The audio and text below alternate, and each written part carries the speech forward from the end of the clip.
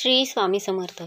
मित्रांनो, जर तुमच्या दारात किंवा टेरेसवर किंवा अंगणात किंवा गॅलरीमध्ये गोकर्णीच्या फुलांची वेल असेल किंवा तुम्ही गोकर्णीच्या फुलांची वेल लावण्याचा विचार करत असाल तर हा व्हिडिओ नक्की बघा.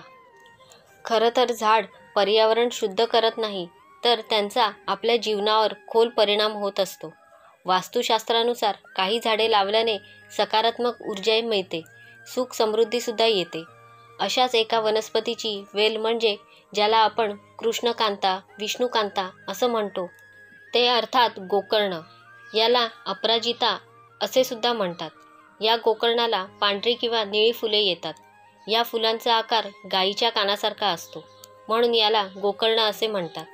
निळ्या रंगाचे फूल भगवान श्री हरिविष्णूंना प्रिय आहे. गोकर्णीच्या वेलीला वेल्थ वेल असेही म्हणतात. शास्त्रानुसार गोकर्ण घरामध्ये लावल्याने धनाची प्राप्ती होते. हे रोप घरात लावल्याने लक्ष्मीचा वास आपल्या घरामध्ये होतो.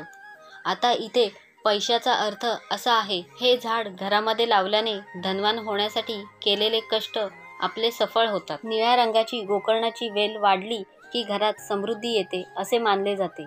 पैशाशी संबंधित समस्या सुद्धा संपुष्टात येतात. किंवा या गोकर्णीच्या वाढीच्या वेलीसोबतच घरामध्ये सकारात्मक ऊर्जा सुद्धा वाढते असेही म्हटले जाते. शनिदेवांना पूजेमध्ये ही गोकर्णाची फुले अर्पण केल्यास शनिदेव प्रसन्न होतात. आता ज्यांच्या कुंडलीमध्ये 7.5 चालू असेल किंवा ज्यांना शनिदोष असेल, त्यांनी शनिदेवांना दर शनिवारी गोकर्णाची निळी फुले अर्पण करावी. त्यामुळे त्यांना जो काही त्रास होत असेल त्यात नक्कीच आराम मिळेल.